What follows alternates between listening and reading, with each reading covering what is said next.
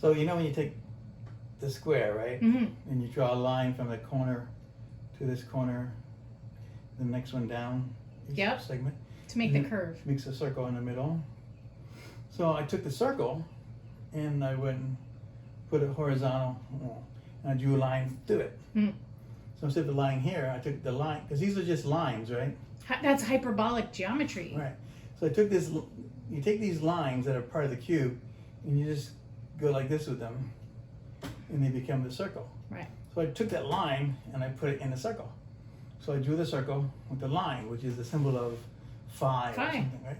And then I took that line and I moved it over. So I took the first line as its starting point and I drew it to the next one, the next one, next one, like this. And I drew them from this side, yin and yang, right? So it goes up to the next one and it goes like this to the little one. And then I overlaid that with the circle where all the points come out as a radiation. Mm-hmm. So that I did 24 because I was doing hours of the day, and then I decided to make it yearly. So I did, instead of 12 months, I did 24 mini months or whatever. But if you don't have enough lines, you don't see the pattern. Right. So if I did 64, I'd probably even see it better.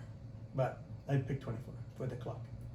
And then when I overlaid them, the yin yang symbol appeared. Uh-huh. So whenever this line from the parabolic curve You have to take would both. intersect the radiating lines, I put a dot where they intersected. Mm-hmm. For the data set. Right. Yeah. So wherever they intersected, I put all these dots, and then I drew the dots together, and it formed the yin yang symbol on both sides. Hmm. Like this is where it comes from. It's very true. I mean, so you can't have it upside down or sideways if you know where it comes from. People think it's a symbol, but it's actually representing a thing in reality is what these things are doing. And because people can't see that thing, they don't understand that that's what it's doing. And that's why the 11th century symbol is different than the modern Right. symbol. Right. Because what I drew was the 11th century symbol. Mm-hmm. Because even now, if you research Tai Chi or Tai Jitsu, whatever the symbol is, it only goes back like 100, 200 years. Right. Like they didn't even call Tai Chi Tai Chi. Like that was given to them. It was Wu. It was called. It was the Wuji. I guess they called it cotton boxing or cloud boxing or something. It was just weird. And then, but there's no history. You go back, this guy says it belongs to the Yang family who got it from the Chen family while he was peeking over a fence. I'm like, those guys would have killed somebody peeking over their fence, right? Especially if Doesn't make sense. then they say, oh, he was a servant. Well, he's not going to teach a servant this stuff, right? And then It's like how we were watching that video you sent of the bug, how they were it's a misdirection. They're telling a story, but you can tell by listening to the story that it's not right. Right? But nobody does that. They just repeat the story. They're not Because even paying if you're attention. doing Tai Chi and it's supposed to be an internal art, you're not going to learn the internal part by looking over a fence. No. Plus, Chen family was pretty close to one of the Shaolin temples. Mm-hmm. So maybe it was just some of the From Shaolin. Bodhidharma. Because you know when you do the Shaolin, they say you got to do it for 13 years or something, and you got to leave for 3 years, and if you don't come back. But that's all based on the story of Bodhidharma. No, this is a Shaolin rule. You had to leave for 3 years before you're allowed to come back to learn the rest of it. Mm-hmm. So if you didn't come back, you just learned whatever you learned and you just formed your own style, like Hung Gar or whatever, or Chen style. So think of martial arts as everything your body can do. Right. Potentialities. But some people are really good at other stuff. So some people are really good at Yeah. grappling.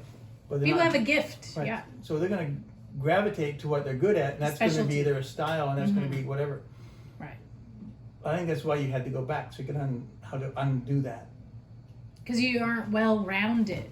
Right? That was the whole Well, point of especially if like you're going to be a teacher, you got to be able to teach what you're not good at. for liberal arts education, that was the whole point of like liberal arts education. You had to take all these different subjects. Even if you were a mathematician, you still had to take humanities classes and art, even if you weren't good at it, right? And the whole point of those kinds of educations was to make a well-rounded individual. So most people will target their character and they chisel it away and their character becomes like a single entity. Whereas other people, if you do this work, right? Like how you say you can be anything and a warrior. This is an inclusive way that grows the character greater than its own personal limitations by extending your boundaries, right? People don't want to extend their boundaries anymore. More specialization or focus, right? It's difficult. Yeah. Right? Doing this stuff is difficult. Because you're not good at it. Right. That's fine. This is why I had to change. Remember when I said this system, you have to be really good at being stupid? Stupid, yeah. If you gotta love being stupid, because if you're not stupid, if you don't like being stupid, you won't like doing this because you're gonna look stupid all the time. Mm-hmm. Like trying something new is gonna make you look stupid. But eventually, your coordination and your mindset, it's very rare that you find something that's completely new. My daughter was telling me the story the other day. She was learning how to play piano and she was really bad at it. So she would fake on purpose being bad so she didn't have to go further in the lessons. And she kept doing this every time she went to piano class. And by trying hard to be bad, she actually figured out that she had learned all of the stuff and she was actually good. And then she liked playing piano once she was good enough. But she hated it when she didn't know it, right? I think our problem in general is that people are competitive with other people, right, and not competitive with themselves. Like when you beat somebody at something, you say, okay, I'm done. Yeah. Like this is why you get like 30-year-old gymnasts who are like really fat and overweight because they already did it. They're done. Or football players who give up after the game's over. Football's a good example, yeah. Right? It's like Ted Bundy. Is it not Ted Bundy? Al Bundy. Yeah. He's still reliving his day in football when he's in high school. Yeah. But if he was always competing against they himself, achieve the goal. Right. Or they have a small goal, right? Their goals are too small. If you're competing with yourself, you'll never run out of competition. Right. See, I'm very competitive, but not you so have much to focus it on yourself. but not with other people. When I was a kid, being competitive with yourself made you better than other people by default. Like I would practice running to go faster. So when I went to competitions, I was faster because not because I was beating the guy that was slower than me. You beat yourself. Beat your own time. I could never beat myself because even I got faster, I'd have to beat that, then I have to get faster. Study stuff at school. I would force myself to do spelling because I can't spell to save my life. It's that part of my brain that's not even there. So I have to force myself. What you did was become well-rounded, right? A jack of all trades, master filling of none, out master of all your trades. potentialities. But I started from a young age so that it became normal for me to do this. Right. So then I took Chinese medicine because I wanted to figure out martial arts. Like how crazy is that? It makes perfect sense.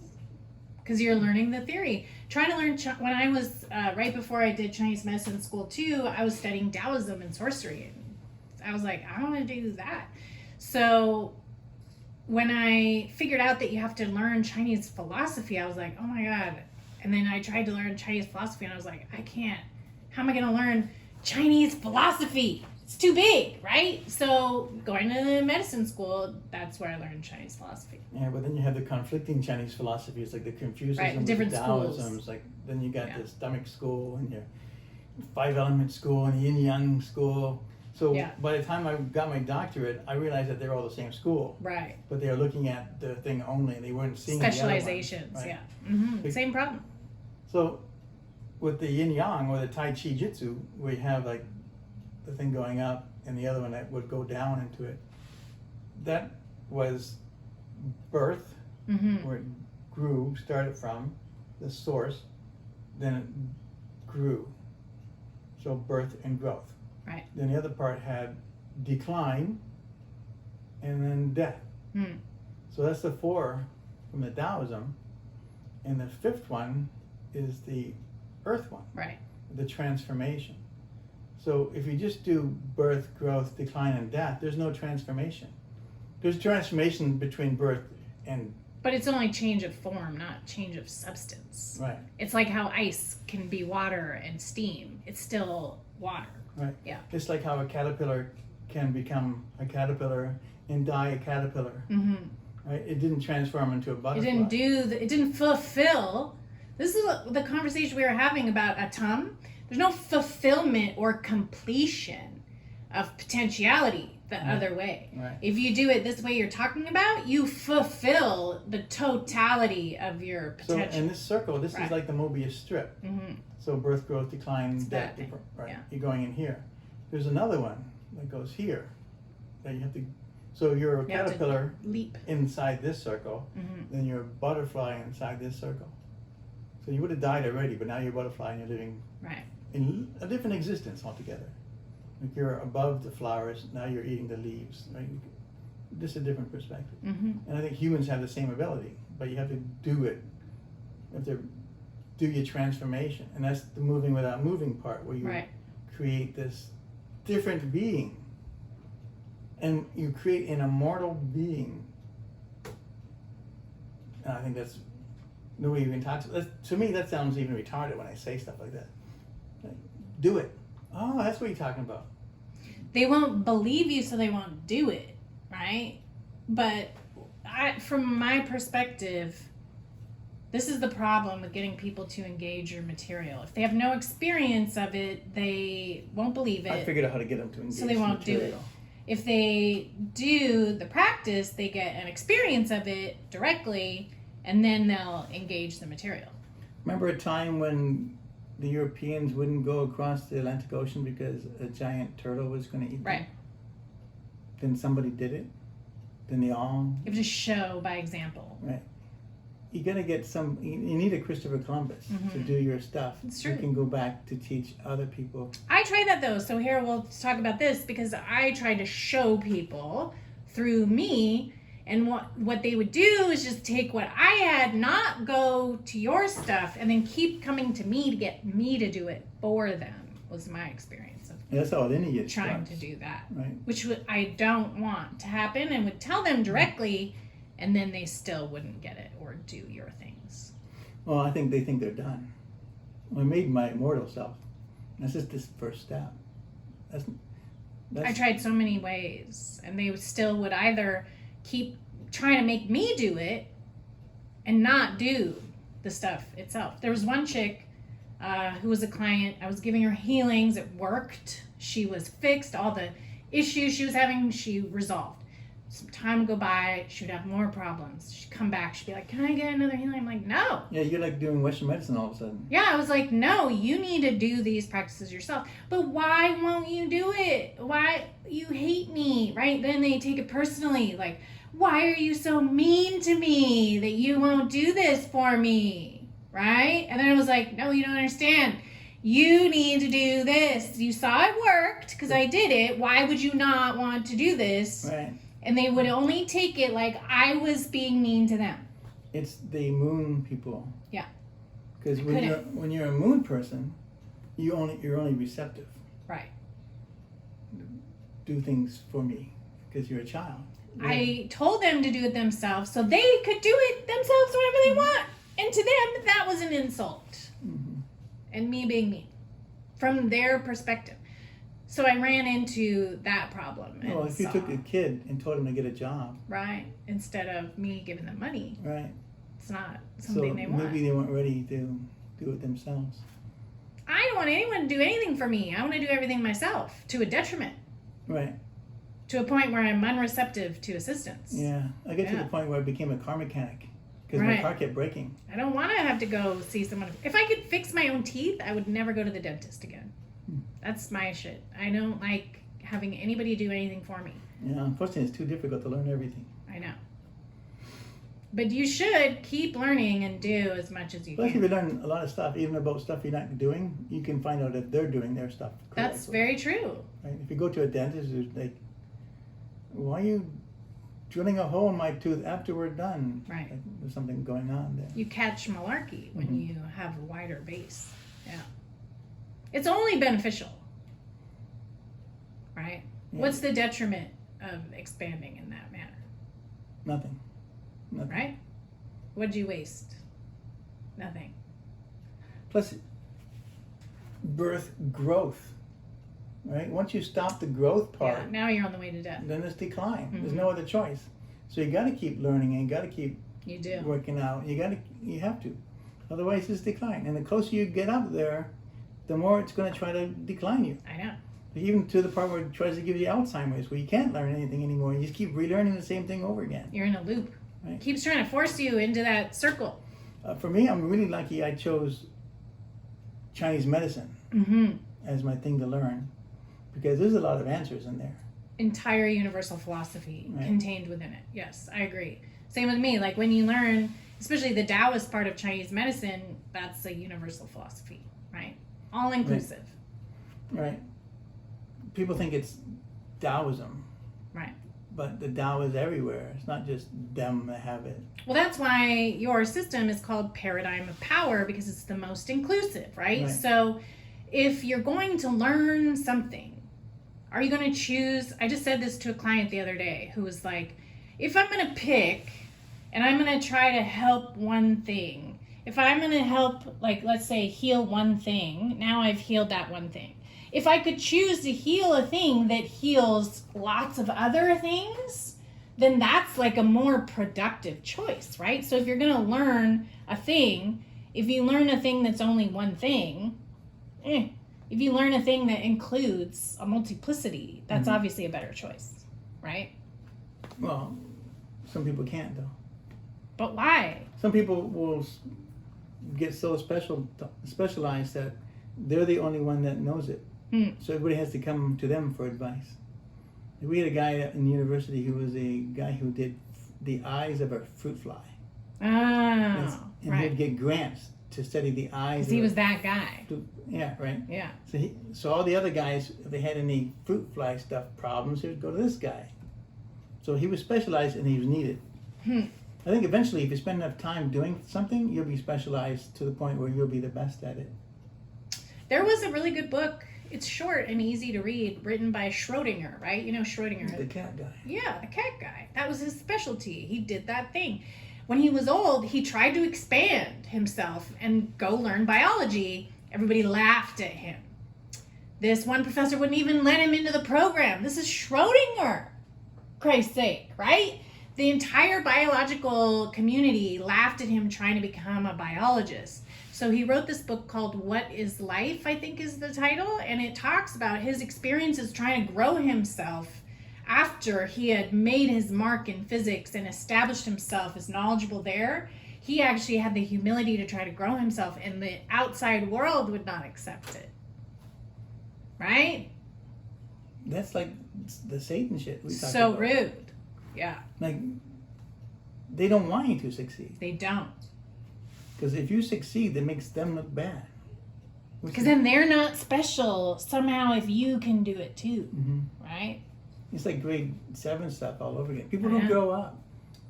They don't get past the moon people level. This is a big problem. So for your thing, an individual would have to be good at being stupid and feel comfortable being inclusive for others to grow, including themselves. And plus, they can't be thieves. A lot of people just become thieves. Right, And then they just use you as a way to steal stuff from you. right. Content mining. Right? Yeah. But they take your stuff and they take this stuff and they take this stuff and they take this stuff, but they don't know the underlying principle of it. Right? And you can't steal that. You have to become it. Yeah. So they spend their life stealing stuff, That's right. writing new books on the stuff they stole, which they call scholarly ignorance, where they would take something that's wrong and repeat it. Like that's what you said with this book. Yeah. You caught them, and this is the answer. But nobody wants the answer. They want the stupid stuff That's right. because it's easy. So all I got to do is like pretend I want nothing and I'll get everything. Like, how does that even work? They're not thinking it through. Yeah. But it was in the movie. It must be true. I'm so resistant to people telling me things that I'm good at questioning things, right? So because I'm resistant to accepting truth, it benefits me because I'm going to go farther in trying to find out if it's true, like an investigation. It's a detriment because I'm overly suspicious, right? So where does this come from? Because it's in everybody. Right. I think it's that Wetiko parasite. That's the only thing I can Did figure. I tell you the time I saw it? Yeah. What it looked like? It looked like this. Yeah. You know this thing they do? It was mirrored on the bottom. It was That's Pazuzu. That's the shape of Pazuzu. it was like this. And it was like I had my eyes closed and no, if you can control it, you Concentrate. can amplify it. So first I would see these little teeny colored balls and then it formed shapes. And like they're trying to distract me from what I was doing. Like they show me really cool geometric shapes. And like, wait, what's going on here? Why is this thing trying to stop me from what I was doing? So then I would leave them alone, stop looking at them, and go back to what I was doing. Then they would show up here, and they start forming these little shapes again in front of me. I'm like, this is interesting. I said, no, I don't want to do that. And then finally, this thing goes like this. I remember in the Matrix where you were in the submarine, and these little spider things would go along, and then you'd look at them? It was like that. It was here, and it went whoop, into this, right at me like this. It was like staring at me. I guess he was trying to figure me out, and I was trying to figure it out. Because you could see it. It's not used to getting seen. I didn't see it directly, but I could feel it. And anytime someone had it, I felt it over their shoulder. And when it felt me feeling it, it hid from, it would get scared. It would be like, oh no, like I discovered it. And then it would go and hide. It doesn't want to be seen. It doesn't like it when you see it. So you know power. Power is taking two things and combining it to make something else. Yeah. When I would increase my nerve power by moving without moving like against itself, when I did that, my body becomes electromagnetic because the blood is a little magnets or iron, right? Right. So electricity against iron, you form an electromagnetic magnet, and then Which creates power. right. So the more I cranked it up, it would dissolve, and just go away. And then I'll be in a different mind reality. Then I'll relax and it would come back. It's like going above water and underwater, into a swamp, out of a swamp, into the rice paddy with all the leeches, out of the rice paddy. So it's like a swamp Yep. that's taken over our body.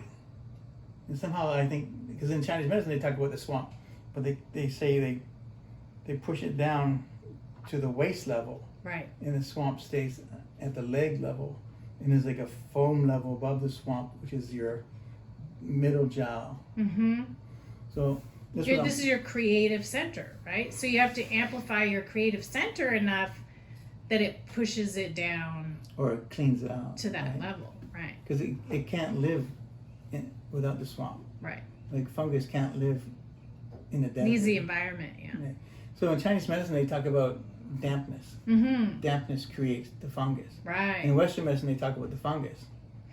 So not the why. Right. So you have dampness first, like in a basement. Right? It's damp and moist, and you're gonna find fungus down there, mold.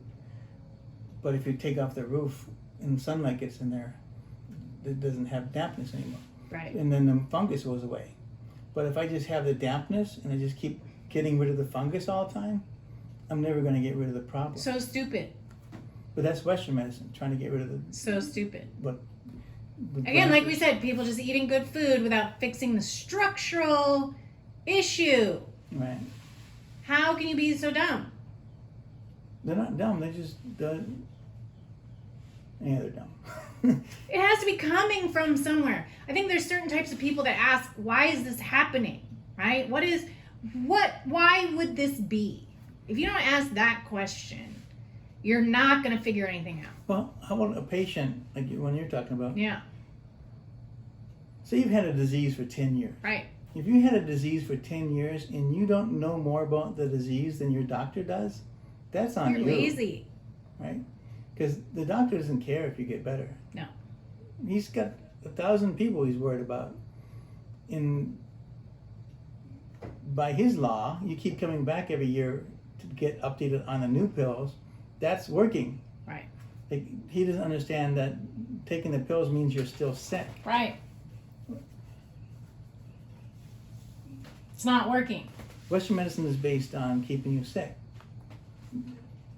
If you talk to a doctor, ask him nutrition questions. Mm-hmm. Like how many calories and fat? They're all fat and smoke and drink doctors. Maybe not all of them, but there's a high percentage. That's a stereotype. Right, it is. But I think a lot of them also go into their own medicine cabinet. I knew Right. doctors that were druggies Mm-hmm. who would get their patients to get them Percocets. Right. Right? I knew a guy who worked at the ER, and he would make up things for patients he knew were going to die so he can have their prescription. He write a prescription for a person who's going to, like, came in for the motorcycle Right. accident, they're Percocets, and they'd have it made for them, and they'd bring it back to give to the guy, but the guy's And then dead, pocket so he him. just take it and keep Mhm. it. That's pretty bad. That's Western medicine. Yeah. So, the thing about my stuff, I'm calling it my stuff now because I'm the only one doing it. It's mine. It's mine now.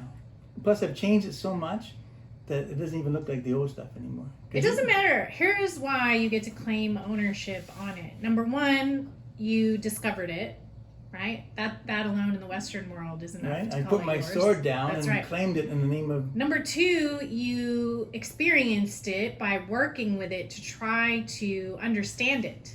Okay, so there's discovery, which claims ownership, like I found this. And then there's understanding. So say, like the fly eye guy, right? Why is he the fly eye guy? Because he did all this work to understand what's happening. That's why he has an intellectual property. A property is yours, it belongs to you, right? If you are trying to claim an intellectual property, it better be your mind that figured it out, correct or incorrect? No one else gets to claim that because they didn't figure it out. The reason why this is yours is because you figured it out. The insight belongs to you. That's your And the best intellectual. thing about it, because it's so difficult, nobody's going to be able to say they figured it out because they're not going to be able to do it. They can't. It's like a guy who invented karate. Correct. He's a third-degree black belt in his own system that he created. He can do the splits, he can jump, do all the things. His body is changed. No one else can do He's it. dangerous.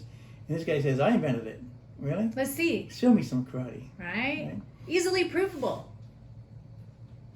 You know, I get people steal my stuff all the time. Demonstration. They just say what you said. They didn't steal your stuff. Yeah, Right? Here's what's funny. They're just repeating the words you said. They can't do what you do, correct or incorrect. Did you ever meet anyone that could do what you do and took it? No, and that's really the bad thing about it is because not many people can do what I do, therefore it doesn't exist. Right. How do you prove it? Right? Like,